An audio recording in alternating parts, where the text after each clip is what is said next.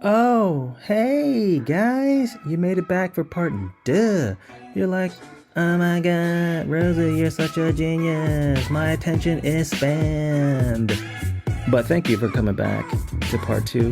Now, if this is your first time listening to this episode, you're like, there's a part two? Yes, you've stumbled upon part two. So please go to part one and listen to our interview with Kate Moore, New York Times best-selling author. This is a very special episode, so please continue on listening to part two or go to part one. Oh yeah, don't forget, we are the most entertaining radiology podcast, so let's start the show. I know you could write about anything you wanted to. You could do, history. You could do sci-fi. You can do fiction, nonfiction, whatever. The opportunities are endless. Why Radium Girls? What brought you onto their story? This is such a passion project for me, and the way the book came to be is just so serendipitous. So I came to their story through directing a play about them. I didn't really know their story before, and I had just done my directorial debut in theatre. I loved it. I directed a production of Blood Wedding. This was back in spring 2014. And I loved it so much that the next Saturday, like following the show closing, I was on my sofa in London Googling great plays for women. And a play that came back was a play called These Shining Lives by Melanie Marnich. And it's about the Ottawa, Illinois dial painters. And I thought the story sounded amazing, strong women fighting for justice. It's got heartbreak, it's got tragedy, but it's also got strength and courage and resilience and dignity. It was just amazing. And so I ordered a copy of the script and I read literally just the opening monologue. And I turned to my husband and I said, this is the play I'm going to direct next. Like, my connection to the story of the Radium Girls was that immediate. And I knew it was based on a true story. So I did lots of research for my production and discovered through that though there were a couple of more academic books on the topic, there was no book that existed that was actually about the Radium Girls themselves, the actual real individual women who had gone through this experience of being poisoned by radium paint, by the radium paint they work with, and who had courageously fought for justice despite the fact that they were in this crippling pain and facing, a fatal diagnosis. There was just no book that was actually about the women. And I had basically completely fallen in love with them through directing the play and following their story. And I thought it was really wrong that there wasn't a book that was about them and that held them up and remembered them. And so I thought, well, if no one else has done it, why don't I? And that is how the book, The Radium Girls, came to be, because I felt so passionately that these women deserved a book like this that tells their individual stories and holds them up as these special women that they are, that gives them their voices back. The book, if you read it, is full of first-person testimony. It's their letters, their diaries, it's their voices telling you what it's really like to be a Radium Girl. And that's the book I wanted to write. I wanted to write a book that gave them their voices back. Your timing is so serendipitous because Mae Keane was the last of the Radium Girls and she died in 2014, which That's is right. the year Yeah. that you discovered. That is amazing. Yeah. Wow. So it was, and it has been, as I think I said earlier, the greatest privilege of my life to be able to go on this journey with them. And I'm still amazed that the book has the reaction that it has, and that I get to talk to lovely people like you about these brilliant women. All those years after sitting on that sofa, here I am still talking about them. I just think it's really, really special. Yeah, you really did an incredible job just bringing their stories to life. The excitement from, what was going on in the early 1920s.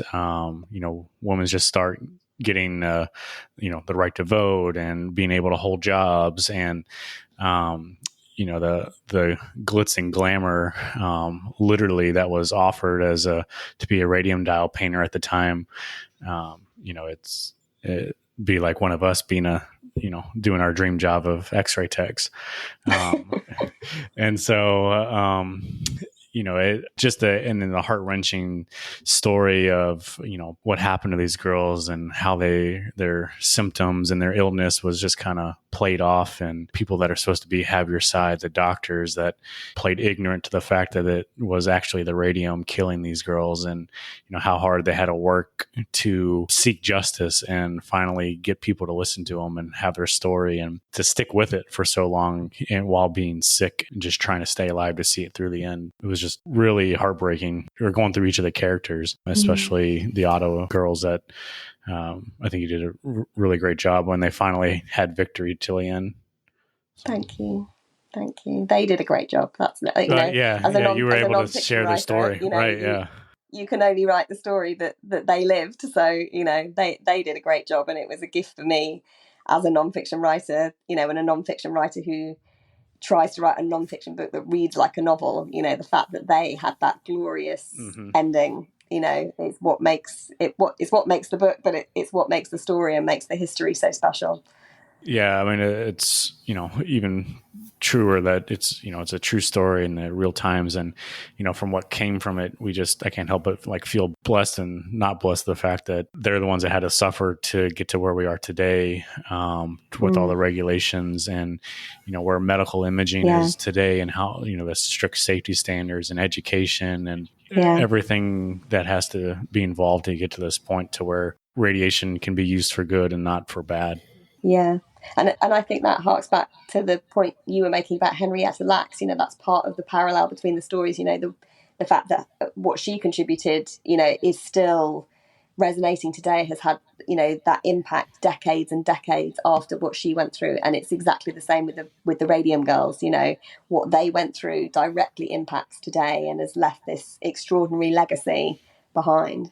Yeah, so I teach radiobiology, and that's a big part of what I do. And most of the data that we have that says that radiation is bad for us comes from Hiroshima, Nagasaki, 3 Mile Island, the Manhattan Project in general, and the Radium Girls. I mean, most of our data comes from astronomical kind of radiation doses, and we base all of our, even in medical imaging where we use substantially less radiation dose, we base most of our principles on those high dose kind of accidental type of exposures, because really the only data that we have besides those accidents is Henry Muller's experiments on fruit flies. Because ethically speaking, you cannot give radiation to somebody knowing that it could be harmful just to see what happens, right? Because of the Nuremberg Code and because of all of our ethical guidelines. And so we have to study the people that had radiation as the result of an accident, and then use their information and their data. And in as a researcher, one of the things I'm constantly trying to do is to honor the people that made the sacrifice, whether it was their choice or not, trying to honor them in the best way that we can. And so I think that by telling their individual stories the way that you have done is so important to honor their legacy, what they have given, whether it was voluntary or involuntary, to science, and really just trying to make sure that we don't make those mistakes again. And I think it's an important point as well. All the data sources you sort of cited there. The unique thing about the Radium Girls is that it was relatively low doses of radium, and that is the difference. Is that they were exposed to this, very, very low dose, which is why when initially the problem started, people were saying, well, it can't possibly be the radium. They knew the turn of the century that a large amount of radium was dangerous. That's why. In the radium companies where the dial painters are actually taught to lick their brushes and put their paintbrushes in their mouths, the lab workers are protected, but the Radium Girls are not, because they think that a small amount is actually not only safe but actually beneficial to health. Yes. Because they had all these industries, these entrepreneurs that sort of sprang up, in the couple of decades after radium was discovered, where they thought, because radium was seen as this wonder element, they thought, well, perhaps a little sprinkling of it, people sort of took it as a health tonic.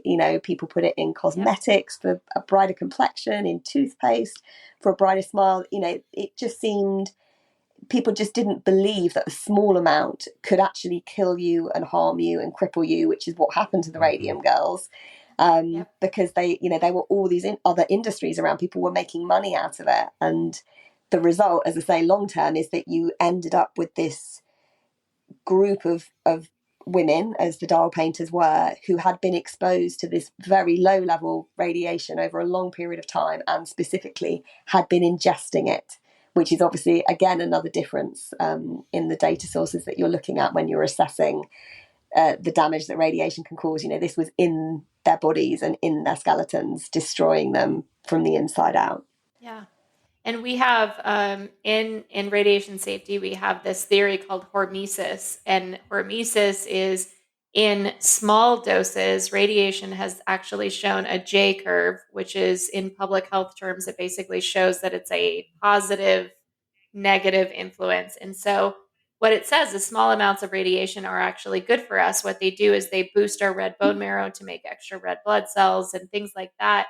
And so initially that's what they saw in the girls. They took the blood test and they said, wow, look at this. And so we just didn't know enough about it, that long-term exposure to this type of substance, especially at the ingestion level, not just being near it, can be bad. And really, we actually use this principle today in radiation therapy. We use what's called fractionation. And so we give a large amount of radiation dose, but we break it into small components, so that basically you have a radiation treatment every 24 hours. In those 24 hours, your body has a chance to respond and react, and it basically protects you as a protective factor. So even though it's different, we've still learned so much from the radium girls that we're able to use. Even if we learned what not to do, we've still learned so much that we're able to do, and to be able to honor them, really, and honor the data that they provided. You mentioned that, when they first started using radium, I thought one of the interesting things was that the radium tonics were meant to be for the wealthy and the well-off, and it was glamorous and, perceived as like the fountain of youth type of wonder drug. And the one guy that I think was drinking gallons of the radium tonic, and it wasn't until he ended up dying from it that, they kind of, Evan Byers. sparked an eye that, maybe this isn't as good in this amount of quality. So it reminds me so much of Clarence Dally. So Clarence Dally was Thomas Edison's assistant. And when Thomas Edison was using X-ray tubes and investigating X-ray, Clarence Dally would use his hands. He would place it in front of the X-ray tube and see if there was a shadow. And that would basically indicate whether the tube was ionized and on or not. And eventually, it really only took less than 10 years, but Clarence Dally actually succumbed to his injuries from radiation exposure. And we kind of honor him as the first casualty of radiation exposure. But it came from small doses every day that eventually led to amputations of his fingers all the way up to his arms. And then he succumbed to his injuries. And, those martyrs of radiation safety, we have to pay them respect. We have to honor them forever, really, in the same way that we honor, Jon Snow and the cholera outbreak. And, it's great that people like you, Kate, are pulling this to the mainstream, because radiology is a pretty small network, and we kind of stick to ourselves. And we're doing better through podcasts like this. We're doing better about reaching kind of the general public. But books like yours bring those stories to the masses, especially the fact that you have the young readers edition that I could Reese. give. I've got an 8-year-old son out Reese's there who's edition. a big old nerd like me. Yeah, like Reese. Yeah. If we can do a podcast of just a book club of Reese and my son, and they probably isn't he like really get 8 along. or 9? Yeah, my son is 8. I'm gonna read the adult version. I'm going to do it. I promise. But Reese was sharing the timeline before you hopped on, Kate. Reese was sharing the timeline, and I was like, wow, that's amazing. That's not in my copy. Yeah. I would love to have the timeline. So I'm going to get Reese to send it over, or I'm just going to buy the kids version or the easy readers version, because that's super useful. And one of the things we do, like I do career fairs for my kids at their school because I want them to know about X-ray as a career. And the timeline's perfect because it's visual, it's quick knowledge, and that's what the newer generations want. They want a 2-minute YouTube video rather than, so it's wonderful. It really reminds me, not to just completely take this over, John, but oh no, you're great. It reminds me of the Ologies podcast. So the Ologies podcast with Allie Ward is one of my favorite podcasts of all time. She's a guru. Her and Mark Maron basically started what podcasts are. And she does like a kid's version of each podcast she does because it's all ologies. So radiology, immunology, all of these things. And she does a kid's version of each episode because she found that kids are just as interested as adults are. And sometimes they need it, at a safer level for their understanding. So I love that you have the Young Readers edition. Yeah. I think it's really special. So what we found when the adult, in inverted commas, version came out is that actually a lot of high schoolers were reading it. As I say, as a nonfiction writer, I try and write books that read like novels. So if you pick up the Radium Girls, yes, it looks massively fat because it's got loads of end notes at the end, and it is a long book, but it's written hopefully in a really sort of page-turning, short chapters, compelling way. The characters are very accessible. It should hopefully read like a novel. And actually we found that a lot of high schoolers were reading it, but as you say, there was interest from younger readers, but they didn't necessarily want to read such a fat book, and they perhaps needed some of the more adult medical complications removing. I go into quite intimate detail with particularly some of the gynecological issues that some of the women had. That's not suitable for a younger readership, and so we streamlined some of the characters, so it's a simpler but still very impactful read. I actually, if you compare the two, there isn't much change in the content. I've stripped things out, but I haven't, what remains is what's in the adult book, if that makes sense. So it's only cuts, it's not rewriting, if that makes sense. So the storyline, the ups and downs, the twists and turns are identical to what is in the adult version. Plus, as we say, things like a glossary of terms, a timeline of events, lots more pictures. So it was such a gift to be able to do it, to expand the story to a younger readership who, as you say, are still interested in these sometimes gory, sometimes horrifying, yet also inspiring stories from history. Certainly. Reese was actually saying that he wished there was a coloring book section in it. He wanted to paint his own dial. I was going to say, just don't use radium paint. There's a clock face in the back. I got my colors, my crayons started coloring. He was wondering why I wasn't going in the dark. That's a great form of therapy, Reese. Yeah. You can color, and it's a really good calming mechanism when you're feeling stressed. No, I after talking about it, I'm just really excited that I get to go back and read it again via director's cut, right? That's exactly what it is. It's like right. Moving on, what did you find in your research and writing the book? Was there anything that was just so striking to you about their stories that kind of couldn't let go? Was there any one story in particular or one girl that really just was, I guess, the most touching or influential on your writing? I always find it really hard to single out the women because, I do write about a group of women in the book, and I do go on their individual stories. So, every single woman was impacted in a different way, whether it's her mental health, whether it's her struggle with her fertility, all of them have their own journeys that I walked with them, intimately in researching and then writing it for the book. But if you pin me down, I always say that there's two that I think especially stand out. From New Jersey, a dial painter called Grace Fryer. Grace Fryer was the linchpin really in the first legal case. And she was an extraordinary person. You know, she was 18 when she joined the dial painting studio. She was one of the cohort of dial painters who joined during the First World War. And very much, you know, the sort of radium dial painting industry exploded during the First World War because there was suddenly this demand for glow-in-the-dark dials, you know, whether that's soldiers' watches, whether it's the dashboards of ships and planes and automobiles, you know, they needed more and more workers. And Grace Fryer was 18. She was very smart. She was, you know, at that time, she actually, when war was declared, she had another job that paid the same as dial painting. And dial painting was one of the most lucrative professions a woman could have at that time. They were in the top 5% glamorous of female wage earners nationally. So, but she quit that, you know, just as much, but she quit it to join the studio because she wanted to do her bit for her country. So this is the kind of woman she was. You know, she was patriotic. She was hardworking. She was brilliant. When she eventually left dial painting, she rose to become the head of her department in a bank.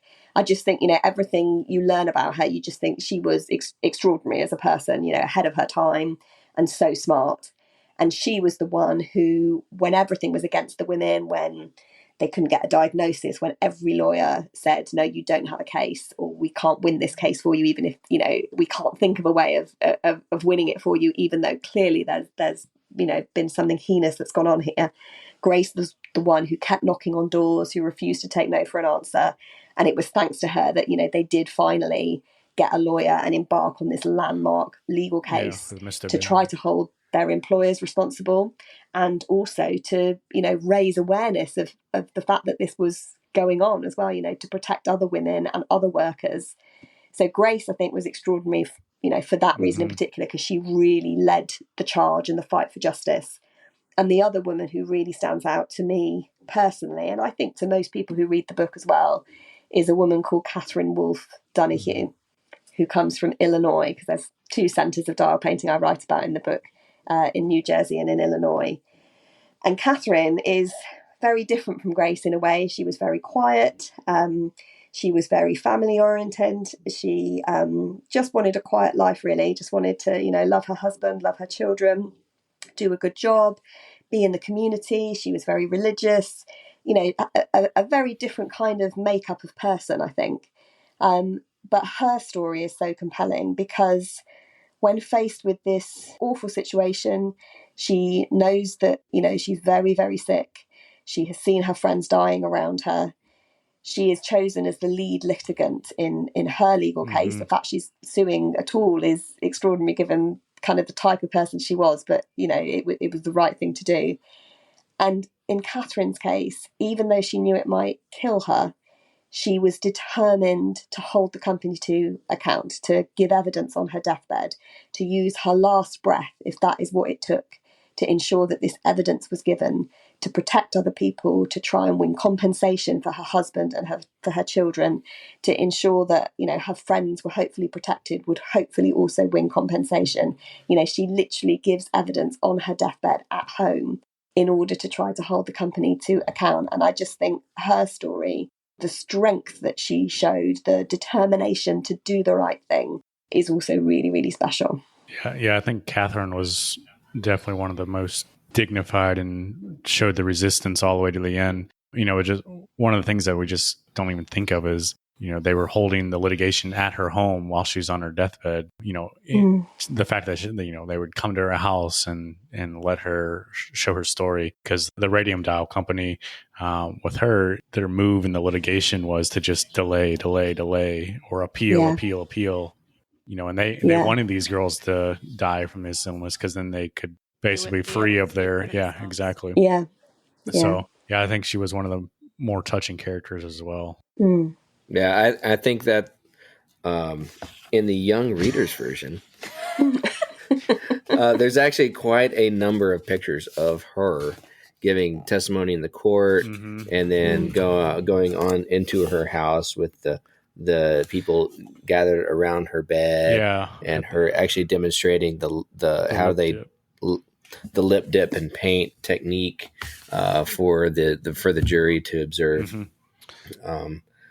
I think she was really one of the more pronounced dial painters to fight for the cause, because it was really at the end of the line for her. And I, a lot of these stories that you hear from these girls, it was a lot of it was at the very end of the line for them, and there were quite a number of them who perished from this disease, for this change to come about. And from what the corporation and the government side of things, they just said, "Oh yeah, just kind of brush it off." That's just horrific. In this day and age, in our way of thinking, we just think, how could this get by? How could this go on? But it was a different time and day back then. So our society now is so connected with everything that anything happens, the moment it happens. And so, it was easier back then to, hush it into the last page of the newspaper. Yeah. I think that's one of the things, like my book was the first one really to sort of, we talked about timelines earlier, it's the first one really to tell the full story of both New Jersey and Illinois, that, they actually take place at sort of about 5 years apart. The studio opens in 1917 in one, and in the other it's 1922. So, there's a 5-year lag, which obviously impacts on when the girls start getting sick and so on and so forth. And there's a sort of horrifying inevitability as you're reading, because the New Jersey girls are starting to get sick just as the Ottawa studio is opening, and what's going to happen, and you kind of want to scream at the characters, but you can't. Right. And it's just extraordinary that, as you say, that the dots aren't connected, and even it's only really when Grace Fryer and her friends are filing suit in New Jersey that finally they get wind of the issues in Illinois, even though it's been several years that people have been dying in New Jersey from dial painting. It's only when that sort of the big splash of the court case happens that finally the Illinois women start thinking, well, hang on a sec, what are we reading about on the East Coast? And as you said, it's just not connected in the same way as it would be today. You would hope it would be today. Yeah, I mean, it was just shocking that it took decades and not years for the plants to finally get shut down, and for, basically the use of luminescent radium paint to be halted. Yeah. Well, I think one of the most shocking things, sort of kind of like spoiler alert, is my book has a postscript that actually, you're reading it, you're thinking, why is she rehashing the same thing? But then you realize I'm actually talking about the 1970s. That was rather perfect, than, when I'm writing about the First World War and the Roaring Twenties. So right up to the 1970s, there were safety issues going on still. One of the things that struck me in that postscript was when they stopped using the radium studio and they opened up a meat packing plant, and that within months the people ingesting the meat from there were dying of colon cancer. And then the fact that they had to remove the entire building, dig up the ground, and because of how radioactive the area was still. And they're still doing it. I went to Ottawa last year, I think I went by, and there's this cleanup is still happening. It's still going on. We're talking about it now in 2023, and they're still cleaning up from 100 years ago. Yeah, it's just incredible. Well, radium. Yeah, go ahead. Yeah, radium has a half-life. Right, half-life 1,600 years. Yeah, it takes 3,200 years for one particle of radium to fully radioactively decay, and so we're going to see the effects of this as much as we've seen the effects of this already in them and in their offspring. We'll see the environmental effects of it for centuries, really. Well, and just the thousands and probably even millions of people that have been impacted from it, just from drinking water, food supply, being around it, infertility, and dying earlier than necessary. It's just sad to think of. Absolutely. Any of you guys have any more questions for Kate? I do. I have one last one. So, how did you researching and writing about the Radium Girls influence your story about Elizabeth Packard, the woman they could not silence? Yeah. Did it influence it? How did it? Because I noticed kind of in your repertoire, I was like, oh, she's highlighting women, and as a woman, I have to stand by that and honor that and love that. And So I kind of wanted to know, did it influence it? Did it inspire you to investigate that, or were those totally unrelated? Thank you. No one's actually asked me that question before, so that's a really interesting question for me. My Elizabeth Packard story, The Woman They Could Not Silence, came after the Radium Girls. So it was definitely inspired and influenced by it, in the sense of, obviously, whatever line of work you're in, you do something, and then when you write another book, or you teach another class, whatever it is, you learn from what you've done before, and you try and recreate the stuff that went well, and you try and tackle the things that didn't go so well. So I didn't find her story through doing the Radium Girls. I was inspired to write The Women They Could Not Silence actually by the Me Too movement, because when I was thinking about what am I going to write next after the Radium Girls, the Me Too movement had suddenly exploded, and that was everywhere. And I knew, obviously, I'm writing history, so I didn't need to be, and it didn't need to give the women who were speaking out a voice, because they were using it, loud and proud. But what really struck me about the time was they were finally being listened to and believed. That was the difference with the Me Too movement, because women have always spoken out in the past, whether we're saying how we feel, whether it's saying he raped me, whether it's putting our heads above the parapet and saying, injustice in society is wrong. Women have always spoken out. The difference with the Me Too movement was we were believed. That's what set the world on fire. Yep. And so that got me thinking, well, how have women been silenced and discredited in the past? What are the techniques that have been used to silence those women who speak out? And as I was thinking about all these ideas, I was like, it's the allegation that we're crazy. If a woman speaks out, she's crazy, shut her down, put her back in her box, send her to an insane asylum, get rid of her, discredit her, undermine her through this claim that she's mad, she's a mad woman. And I decided that was what I wanted to write about, basically. But as I say, I'm a storyteller. I write nonfiction, but hopefully it reads like novels. So I didn't want to write a polemic. I wanted to find one woman's story who could tell that story and discuss those issues and showcase how, even though her story would be historic, we still face that in today's world.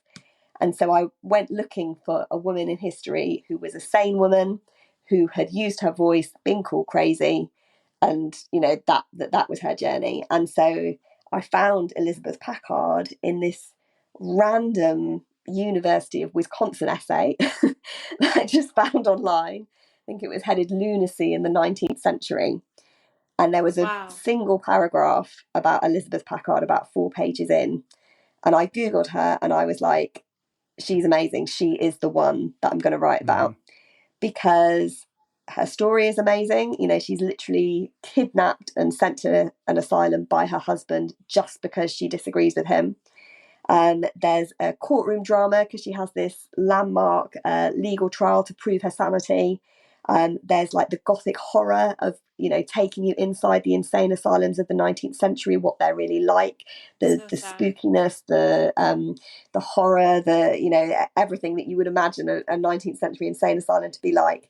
And what was amazing is she has a happy ending. She goes through this crucible of suffering, and the book is called The Woman They Could Not Silence, and it's basically her journey moving from a housewife who just tries to stand up for herself against her husband to become this incredible woman who uses her voice for the greater good and who won't shut up no matter what anyone says about her, and she makes a difference and changes the world for the better.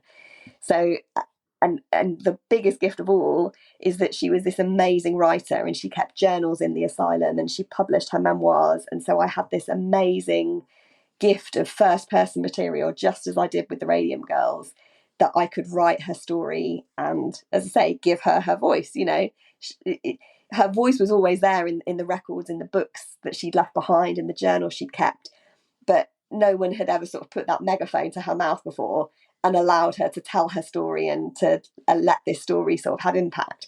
So in terms of your question about, how did the Radium Girls impact on that? Well, I think there's definite sort of overlap in terms of me trying to give important, powerful women who've made a difference in our world a platform and a voice to try and tell their story in an accessible way that will engage, readers today and make you realize how special and important they are. I think the key thing, and it's a funny thing to say about the link between the two, is that one of the criticisms of the Radium Girls that people kept telling me was that there were too many women in it. If you look at the beginning of the Radium Girls, it's like a cast of characters that's like, who was it? Send me their name. I'll go after him. So, and I have to say, you have my husband to thank for that cast of characters at the beginning of the Radium Girls, because he was my first reader, and he was like, I keep forgetting who's who. I need a list. I need a list at the beginning. Yeah. So we put the list in, and that's what people said. They said, I loved the book, but sometimes I found it hard to keep track of everyone. So the biggest influence they had, I think, is that I decided for my next book, I wanted to write about one woman. And that is why you read about the woman they could not silence. And it's Elizabeth's personal journey, and this incredible, inspirational, shocking, twisty-turny, amazing story that she has. But I think that is the key thing, really. But as I say, there's lots of crossover in terms of, fighting for justice, themes that resonate in the modern day as well. And as I say, again, another very intimate, personal account of people from history, using their own words, placing the reader in the moment, drawing on all the research I've done about the clothes that they were wearing, what the weather was like, what the room was like that they were standing in, so that hopefully you as a reader can, be standing there feeling, the stone floor under your feet and feeling the sun shining through the barred windows, or whatever it is, you're sort of there in the moment with these people from history. That's awesome. Yeah, I'll definitely have to check out your other book as well, because just captured in your writing with the Radium Girls, how descriptive and how you basically could picture what they look like and how you're describing them and their personalities and their families and what they went through and what they were feeling as well. So, well, Kate, what's next for you? Or what are you currently working on, if you're allowed to say? Well, allegedly, I am working on something new at the minute, but since I wrote the other two, I've had a baby. Oh, so, congratulations! I'm now there are not enough hours in the day. Yeah, no. No, there's never enough hours. Oh my so God. I've got an idea. I've done a couple of research trips to America again, because it's another American story. Awesome. Oh my gosh! If you are ever in, we will tell you our individual areas. I would travel so far to hang out with you. Oh my gosh! Oh, thank you. So I am researching. I've done a couple of trips. I've got like a stat. Part of the reason my laptop was slow earlier is because my laptop is just filled with research files. Sure. But have I actually started reading through the research files? But it's going to happen at some point. Well, now there's too much data. School is coming back in September. I'll have more time then. Yeah, certainly. Get back to my desk. So it's happening, but it's happening very slowly, and it's going to be several years before the next one is out. Awesome. Wonderful. Well, I know we're all definitely excited to see what you got coming out next, because it's certainly been a pleasure reading your work so far. Thank you for helping shed light and emphasizing these girls' stories and allowing us to kind of experience and kind of live through what they went through, and just kind of get a bit, and actually a reminder for all us medical imaging workers, just kind of almost appreciation for how good we have it now, on the unfortunate side that someone had to suffer to get to where we have. So thank you again. Well, as I say, I'm so grateful to you guys for wanting to talk to me about it. And you were talking about wanting to honor their memories in the way that you teach, the way you think about it. That's what it's all about for me, making sure that they're remembered. So anyone listening to this, next time you put on your protective coat or you wear your sort of measuring device, you can think of the Radium Girls, and it's another way of keeping their memories alive. Yeah, so thank you guys certainly for wanting to talk about them. Yeah. I mean, every time I get in the hospital, I'm wearing lead aprons and lead shielding more often than I'm not.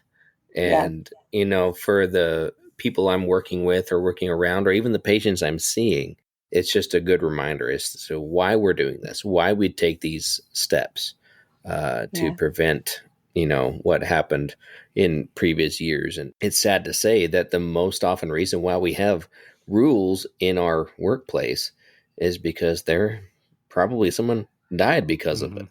And in this instance, something went wrong. And in this instance, there was a number of people who died because of it. So we really don't take it lightly. Every time I strap on the lid, I think of these girls who weren't told and who were actually encouraged to do what they were doing in their workplace with the radium. That's just insane. A good take-home point, Reese, is that yeah, they were like given the paint to take home, and they played with it or painted on each other and went in the dark and made funny faces.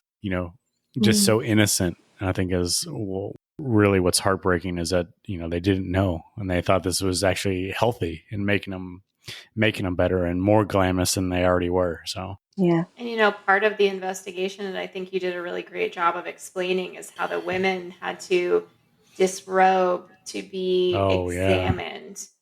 So like just the awkwardness of having to be disrobed at work to be examined for something, and then not really knowing what it was for, or because the women were really kept out of the loop for so long.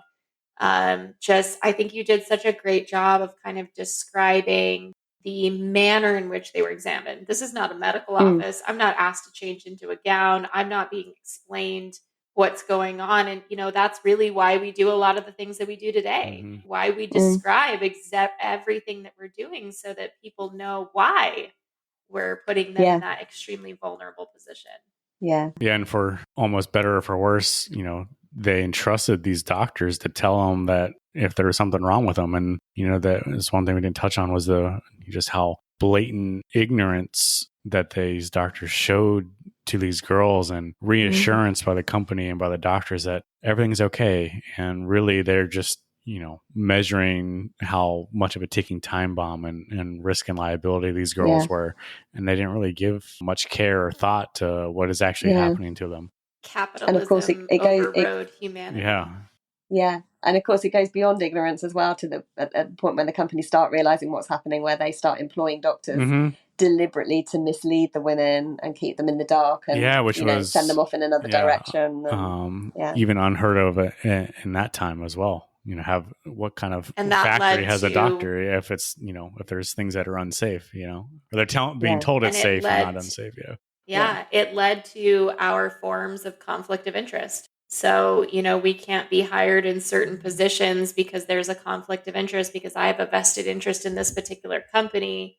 And so there's just so many parts that it touches about, like, what I think about what it is to work today. And I just think it's so important that you did what you did. And I'm just so grateful that you did it. Yep. Thank you. Perfect. Thank you. All right. Well, this has been another wonderful episode. Thank you very much to our co-hosts Reese and Prof B once again for joining us, and a very, very, very special thanks to you, Kate, for not only coming on the podcast and sharing your experience and your stories and sharing those what it was like through your journey researching to write the Radium Girls book. And it's much appreciative, especially those that work in the radiology field, on everything, the impact that, where we are today and how medical imaging affects everyone, and how we use it today. Thank you for sharing their story. Once again, I know we can't say it enough. We're still all kind of like starstruck that joined us here on our Little Simple podcast, but we appreciate it. Thank you. It was I had such a fun time. Thank you for asking me on. Yeah, no, it's been great. Thank you. Truly, thank you to everybody for having me. Thank you to Kate for doing this. This was such a pleasure and such an honor to be a part of.